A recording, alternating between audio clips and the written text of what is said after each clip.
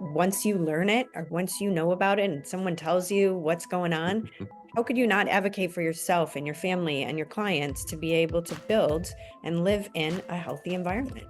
They're doing it because they're creating work that people desire, right? And they are just telling their clients, this is what you should do. It's a more resilient building, and it's a better building, and it's a healthier building. And so if I see them not waiting, I think that we can all not wait. That's the magic of this kind of high performance thing is like the synergies are just unbelievable once you get to a level of performance.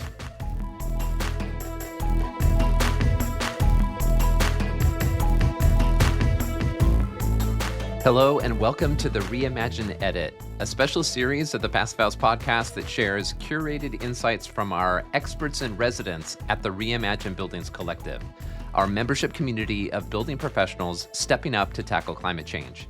Today is March 3rd, 2025, and in this episode, we'll hear selected clips from Andrew Michler, Tim Locke, Ed May, Michelle Jacobson, and Maria Lomanto. I'm Zack Semke, Director of Passive House Accelerator and host of the Reimagine Buildings Collective, and a big thank you to you for tuning in.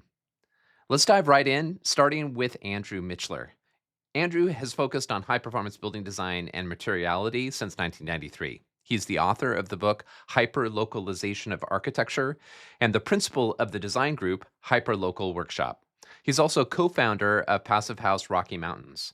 He's experienced multiple fire events, including the 1991 Oakland Hills Fire and, in 2020, the Cameron Peak Fire, the largest wildfire in Colorado to date. He's currently working on the rebuilding effort for the Marshall Fire in Boulder County. He's also helping us to plan our next Reimagine Buildings Conference on March 14th, Designing for Fire Resilience, which is free to collective members. So Andrew's Ask Me Anything, centered on fire hardening, was timely. In this first clip, Andrew shares that there's more than meets the eye when it comes to fire resilience. People get a little, I'm not going to say knee-jerk, but we get a little overly simplified when we talk about fire resilience in buildings. And so if you go into any group chat or YouTube video or something, everybody says, just build it out of steel studs and concrete and you'll be fine. And we found plenty of steel and concrete buildings that burn just as significantly as regular buildings in terms of the actual house itself. And it turns out that a lot of the ways the fire get in is really sneaky, very stealth. So once the fire gets inside of the building system, and especially inside the house itself, or the roof system, then you're in really bad shape, no matter what you clad your building with. Even if you do best practices around the structure itself, at times, you can still have a really vulnerable situation. We've seen that over and over again in my experiences in Colorado mountains where I live and built. And then I started in the Oakland Hills Fire in 91, where just everything burned, pretty much, no matter what Class A roof and stucco cladding was on it. So it's the details that count. And that seems to synergize really well with how we think around Passive House, more in systems approach rather than like individual approaches. So I think we have a really good mindset in Passive House to really take on the fire resilience scope as well as we're designing in areas that need more fire hardening. As Andrew says, it's the details that count. Here, he lays out his most recent fire-resilient wall assembly. We're using Eco-Cocoon straw panel, which is pretty much fire resilient in itself. It's about a 120-minute wall, which is pretty amazing. So it doesn't really hold fire just simply because it doesn't have, you can't carry oxygen within the wall system itself. But also, that's where I want to clad just blue board drywall on top of that, and then put my WRB over that. And I think it's funny that people get excited about that. It's straw, and we're putting WRBs right on top of straw. So drywall is less vulnerable than straw, especially if it's impregnated with some waterproofing content. So straw or cellulose or whatever your timber assembly is. And if you need a ply for shear, that's fine. We don't need a ply in the panelized system that we're using. Then we put a WRB on top. Then we put the drywall on top of that, and then we put a WRB on that, and then our air space, and then whatever our cladding system is on over that is a really excellent wall. I would say that's closer to any perfect wall, Americana style, that's being taught in most of the architecture and engineering schools that we have now. We have like really fireproof, vapor open, low carbon assemblies that should be able to easily be built by regular craftspeople, tradespeople, and simple to detail. So more to come. So, what's a remaining area of fire vulnerability in Passive House? Andrew poses the question. Where do you guys, when you have a passive house and you have fire coming and you've done all these things, you have all the right outside stuff, the windows, everything's done right. What's the vulnerable place still in a passive house, in a fire event? What's the most obvious and critical place where fire embers can easily get into the passive house? Your ventilation system, right? Like your ERV. Exactly. So a lot of us are using those EPS foam tubes to bring outside air into our buildings. So and then the foam cores are plastic. Holy shit, you get enough embers into that ventilation system and you have a pretty reasonable place for fire to take off with inside of your building. We're starting to look more into filter systems, especially on the exterior coming in, but also from the interior going out for the ventilation systems, like almost like pre-filters, but they're also spark arresters potentially as well. We, of course, need those ERVs and HRVs in our buildings, as well as airtightness, not least of which to protect ourselves from smoke during wildfire smoke events. I think code should 100% require airtightness below 1 and ER and HRVs by code. I think that should be a standard practice throughout the entire industry because we have zero control right now on air infiltration in our buildings. And code has done almost no actual building science around how it's being developed. And it's been completely corrupted by, and this is my AMA humble opinion, has been really corrupted by the furnace industry and by the building industry, and needs a complete overhaul in terms of air control for all sorts of reasons. But smoke is a big one, and energy efficiency and longevity of the building they all work together. That's the magic of this kind of high performance thing, is like the synergies are just unbelievable once you get to a level of performance. That's the magic. Next up, we have Tim Locke and his Designing Beyond Passive House Ask Me Anything. Tim is management partner at the architecture firm Opal. He also sits on the main AIA board of directors, the AIA National Strategic Council, and is the co-chair of the main AIA Committee on the Environment. At Opal, he spearheads the practice's overall approach to building ecology and climate action. And he dives into that here. We had to have a building ecology squad in the office, and it was like, all right, you're each going to take a topic. We're going to self-sort them into these five topics. Those 5 topics now have names within the office. So there's Habitable Planet, which is about emissions, global emissions. There's circular resources, which I think that's gained traction in recent years. Most people understand what that is. There's protected water cycle. There's healthy ecosystems, and there's healthy communities. And so those were arbitrary selections to try to create buckets that we could sort criteria into. But I think what we found is that in any sustainability framework, those buckets are always arbitrary. Like they bump up against each other, they have overlaps, they intersect. That's where it gets really interesting. But the reason we grouped them that way was that they were scaled from a global problem, which is human-based carbon dioxide emissions or equivalent emissions, all the way down to hyper-local problems like the healthy communities that we either support or don't support within the buildings we design, right? So the smallest cohort, smallest community that's affected by a design project, and then scaled it in between, right? And that was a way to try to create a design problem out of a data problem. And I say this a lot, I might have said it when we all talked together with Fast Accelerator a few months ago. I'm always in this kind of constant state of the designer needs to really accept more scientific method into their approach, but scientists need to accept more design approach into their methods as well. Let these things work together. And so we can create constants around the problem that we're trying to abstract and design. But our superpower is in design, right? Or at least for me, I'm an architect.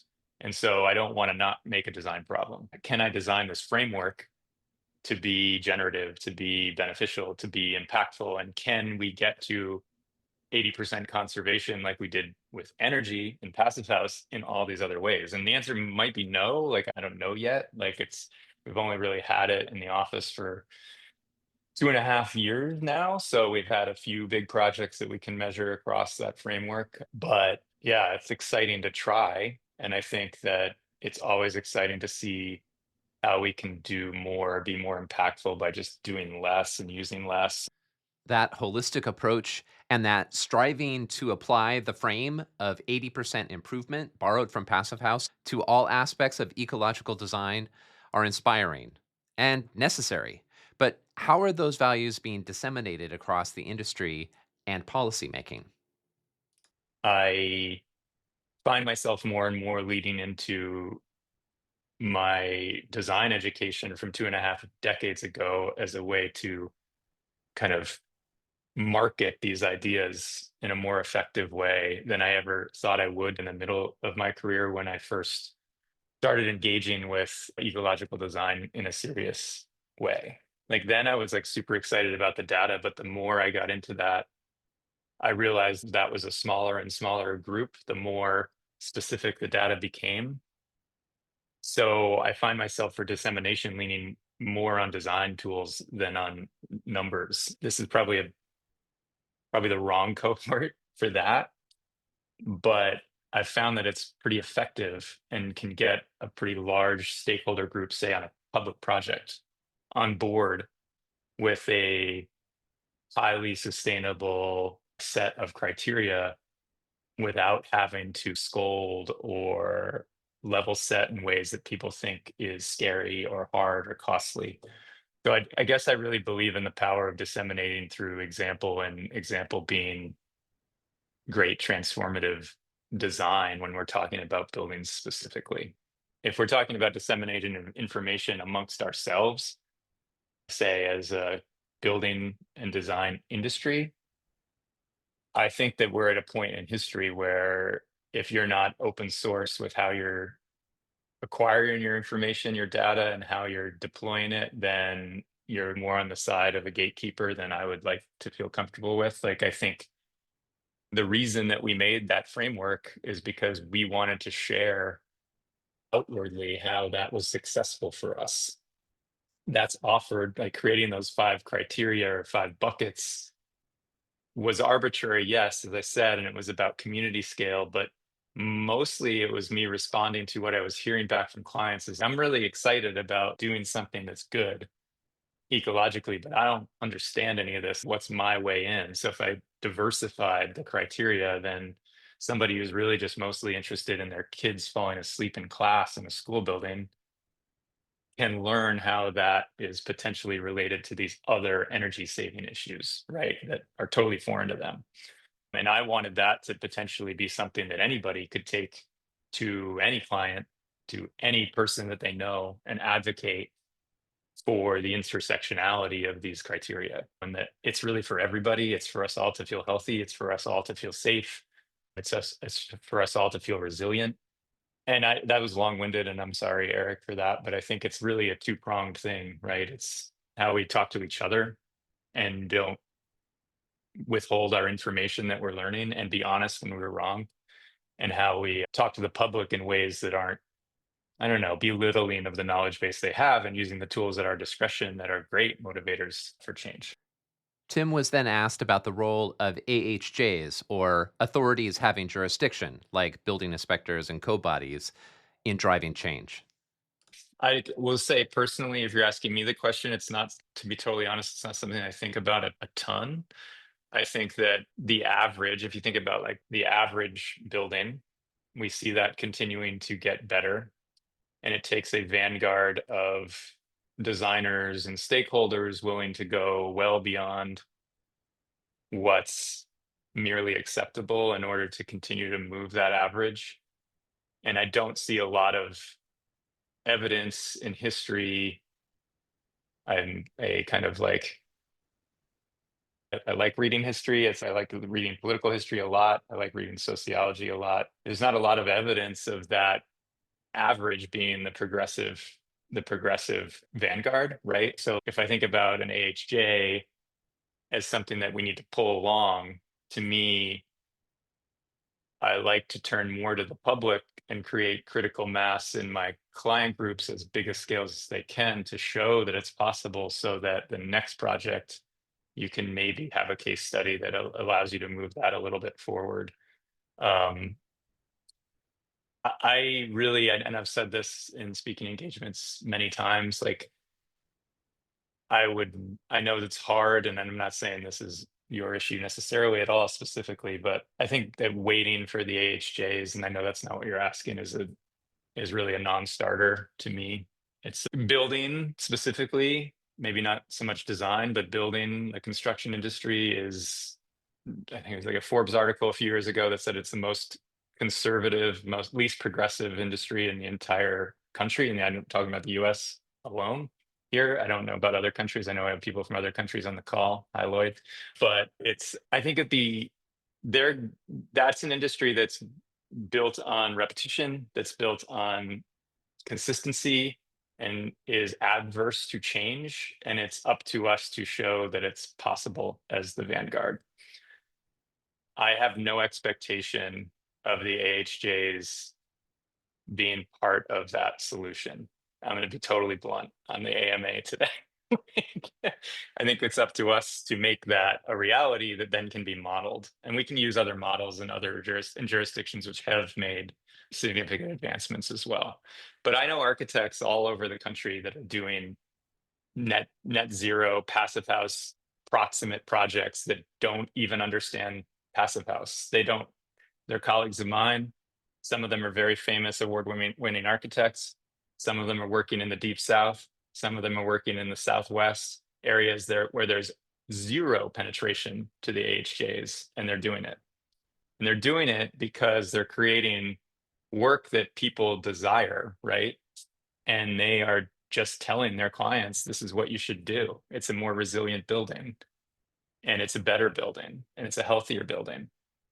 And so if I see that possible, I see them not waiting. I think that we can all not wait. Totally agreed. Let's not wait. In this last clip from Tim, he shares the 4 aspects of a strong brand and considers how Passive House stacks up. When we changed our name from Geologic to Opal, or split off Opal from Geologic, we had this big branding exercise, and we got we randomly had a client that was a big time marketing guy, and he was like willing to give us some free services, which is great. So we took him up on it. We went through this exhaustive kind of branding exercise, which was tiring. But the first thing he said still sticks with me. He's like, a good marketing approach is to find a brand idea. And this could be applied to anything. It could be like passive house, could be ecological design in general, architectural design in general, whatever, building in general. It has to be 4 things. It has to be big, it has to be simple, it has to be useful, and it has to be true. And if it's those 4 things, it's going to be great. And I think we do a terrible job, even within the passive house community, of selling that. It's like, and I'm not trying to be critical of passive house. It's what we do. All of our projects, we try to get to those goals. But is it a big enough idea that we can grow and change over time? Is it useful to us? Does it actually allow us to do the work we need to do within the collective on that idea? Is it simple enough for anyone to understand? Right? Like anyone, that's kind of what you're getting to with your question. Is it simple enough to understand how they benefit? And is it true? Yeah, we don't want to lead with data, but the data has to undergird it, or else it's going to be pretty clearly inauthentic very quickly, right? And I try to think about that a lot when I think about messaging.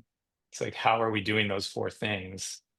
And I think you're right that it's something that definitely could be improved, and we could be probably a lot less tactical and a lot more strategic a lot of the time. We'd make better strides, I think. Yeah, I so appreciate this addition to the conversation, Ranger. We have Hulu doing us disservices with the curse and like things that are almost taking what were our like buzzwords within our industry and turning them into curse words, for lack of a better word. And we need to turn that around on its head. Like forget passive. What does that even mean? What does comfort and health mean? What is, talk Right. a language that everyone understands. I love the 4 marketing secrets that you just shared with us, Tim, because that can just be applied in so many thought categories in so many ways. That was Carmel Pratt there at the end, adding her thoughts. Thanks to Carmel for hosting the AMA with Tim when I was on a road trip with my family, and to Mary James for doing the same with Andrew's Fire Hardening AMA. Carmel would be doing her own Ask Me Anything on March 25th, by the way, so mark your calendars for that. Now let's pivot to Ed May's Modeling AMA. For those of you who don't know Ed, he's partner at Building Type, where he's become one of the country's most sought-after Passive House modelers and consultants. He's also technical advisor with Passive House Accelerator and the instructor of our PHPP modeling course here on the Collective, as well as our brand new Honeybee pH course that dives into using Honeybee pH within Rhino and Grasshopper to create powerful, accurate, and streamlined Passive House energy models. As Ed's AMAs always are, this week's was full of great tips and insights around high-performance building practice. This clip about FIAS's new Revive retrofit standard stood out. I think that's one of the reasons why I am so bullish on the new FIAS retrofit standard. I really do think that is a very thoughtful and interesting new approach to designing passive buildings.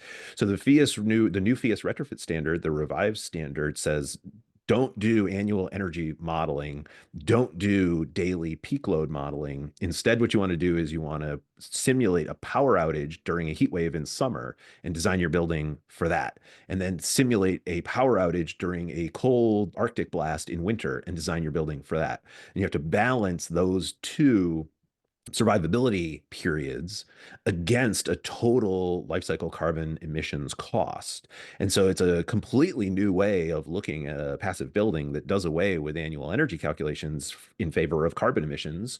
And instead of those like daily peak loads or percent overheating, which were never really very satisfactory in terms of metrics, they're looking at these survivability metrics across these power outage peak weeks. And we can quibble with whether the peak weeks are peaky enough for a sort of 60 or 90-year projection, but I think it's at least heading us in the right direction to say this is the methodology, and then we can use that to really dial in the performance. And we have seen very positive results using that new framework on some projects so far. We found it to be really effective and really impactful for clients to see those peak week results. When we talk about annual energy performance, everybody's eyes glaze over a little bit. It's meaninglessly large to think about an entire year's energy consumption. But when you say this week, it's going to drop to 48 degrees inside your house, people are like, oh, okay. Yeah, I get it. There's so much drama there. So- It makes it all real. It's a much better story, right? And Yeah. people like stories. People respond to narratives and stories, not numbers. And so it's a much better story. Like it's a much more visceral and like tangible story that you can hold in your head about what happens during this like power outage period. And so we've actually found that that's a really useful framework. And so I would definitely recommend taking a look at that one. The trouble with that one, of course, is that it's brand new. So there's a ton of sharp edges and weirdnesses, and it probably needs to go through a year or two of like calibration. The tools are, let's say, in their earliest stages, and they're not terribly sophisticated or user-friendly in many ways. There's a lot of sort of bits that are missing and are a problem, but I'm very positive about it. I think it's absolutely leading us in the right direction, and I'm really impressed with the work that those guys have done so far on that. I think it's absolutely a great new direction for the sort of passive house methodology to move. And I'd like to see it expanded to new construction. I don't see any reason why that method is applied only to retrofits. In my estimation, that's a great way to do new construction as well, to apply those same framework, those same ideas, personally. I couldn't agree more with Ed here. When it comes to buildings and climate, we need to be focused on 1, reducing their carbon emissions, and 2, making our buildings resilient to climate impacts. Revive directs its focus on those two things, and it's kind of a seismic shift. It's super important. Next up, we have highlights from the Healthy Interiors AMA with Michelle Jacobson and Maria Lomanto.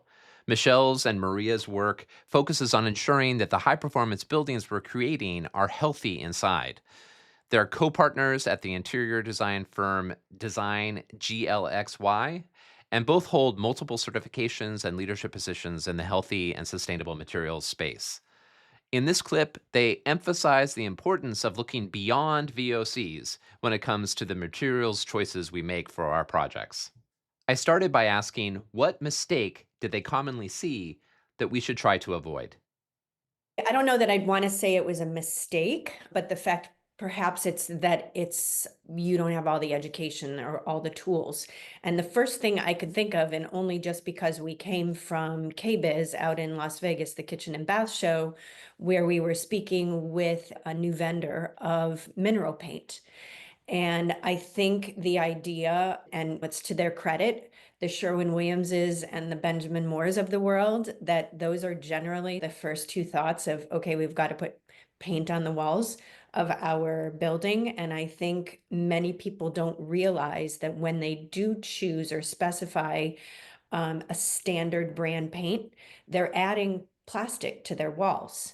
And so you have this beautiful passive house envelope or high performance building that you've built, and you're adding a paint that's adding a layer of plastic made with petroleum to your walls. And right away, even though many of these brands will say we're low VOC, sure, low VOC, but what are those paints made out of? And primarily they're made of microplastics. So right away, that's the first thing that you need to think about. You're going to put some type of a primer on the walls, and then you're going to put a paint or a wallpaper. And you want to start thinking about the very first thing you're going to put on those high performance walls. And one of those is to think about what paint or what wall material, wall selection, finish coat am I going to put on these walls? Do you want to add to that, Maria?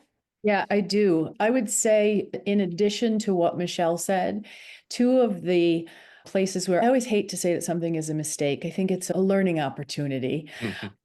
You're both very diplomatic. I appreciate that. Yes, and I am very aware that I'm just using diplomacy in that moment. But I think that what happens is that if you don't have, and I doubt that it happens with the people who are attending this, but thinking that removing VOCs is your goal, and that's what you're thinking about, and you're not thinking about particulate matter in addition to VOCs, can be problematic, because so many, and when you're talking with the clients and the end users, is that everybody now knows about VOCs. And so they stop there. Oh, remove VOCs from the space, our indoor air quality is taken care of. That's not accurate, because there's particulate matter, and as things are breaking down and going into the air that are microscopic that you can't see, you can't smell it, but you're still breathing it in, and it affects heart and lungs down the line.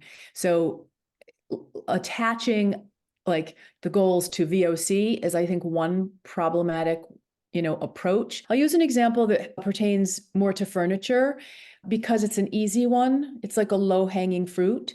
But when you're working with furniture that has polyurethane foam inside, that is slowly going to break down. And I've often fantasized of getting one of these super duper cameras and doing a video of what it looks like. And I don't know if you'd have to do it like with infrared light or something, but when somebody sits down, of what the particulate matter is that kind of makes a cloud when you sit down on that then you're breathing in. And I know now everybody's going to be creeped out when they sit down on a sofa, but there are things to do to remediate that. If you cannot afford to use GOTS certified latex or other materials inside because the costs get much higher, then you wrap it, you contain it. So there are things to do. So that's like one area that's just a great example. But even like finishes on cabinetry too. Like everything, like you have to think about it. The world is breaking down all the time. Vinyl is final, which we don't want to use, but everything else is slowly breaking down. So just adding to that, I'll touch back on the paint again. When you put paint on walls, paint will generally break down with air, with sunlight, with temperature. And when you have that plastic, those microplastics in your paint on your walls, that's eventually going to be breaking down when there's changes in temperature, changes in time, or even hanging a picture on a wall that's been painted. When you're hammering or the temperature changes in a room with a paint with a plastic in it, you also get bubbling and you get peeling. And all of those, even though they're things we can touch and feel, when that's breaking down, all of these microscopic materials are coming into that air quality, that indoor air quality. So even though everything might look really beautiful, things are consistently breaking down. So for instance, with the paint, you might choose a mineral paint that actually is made of rocks, doesn't have any petroleum or plasticines in it, and it's bonding. It's making like a cement bond to the particular sheetrock that you might be using in a space.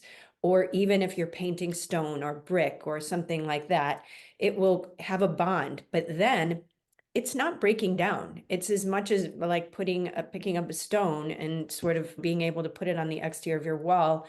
And there's no materials, there's no microscopic particles that are coming from it, and it will not break down. And it forms a really nice barrier that is not off-gassing, is not going to break down, and is not putting anything into the environment that is going to give somebody some type of respiratory issues, whether it could get in ears and eyes and noses and mouths, and whether a pet in the area or a child touching it, it's not going to harm them. The discussion with Michelle and Maria included lots of detail on materials to use, what to avoid, and how to advance healthy materials practice. They had this advice for getting healthy materials incorporated into renovations. Once you learn it, or once you know about it and someone tells you what's going on, how could you not advocate for yourself and your family and your clients to be able to build and live in a healthy environment? Yeah. And appealing to the moms for their children when you're doing renovations is a certain way of getting healthier materials into the project, because they want to safeguard their children And their pets. and their pets. Thank you to Andrew, Tim, Ed, Michelle, and Maria for sharing their insights with us this week. As always, these clips just scratch the surface, so if anything piqued your interest here, please do dive into the full replays of these sessions. And if you're not a member of Reimagine Buildings Collective, please join us. You'll get direct access to experts like these. You'll get to know them, ask your burning questions, and expand your mind and your practice by engaging with these thought leaders. Head over to reimaginebuildings.com to join. Speaking of joining the collective, I want to celebrate this week's new members. A big welcome to Deborah Little, Tim Locke, Aaron Platicha, Lloyd Alter, Zash O'Donnor, Franz Veltusian, Mike Fowler, Maria Lomanto, Michelle Jacobson, and Tom Bassett-Dilly. With that, thank you for listening to this fourth episode of the Reimagine Edit, a production of the Passive House podcast by Passive House Accelerator. As always, don't hesitate to DM me with anything Reimagine Buildings Collective related, what you'd like to see on the platform, any ideas you'd like to share. We're building this community with you and for you, so feedback is incredibly valuable. And don't forget to invite your friends and colleagues to join us. Thanks, and have a great week. Be well.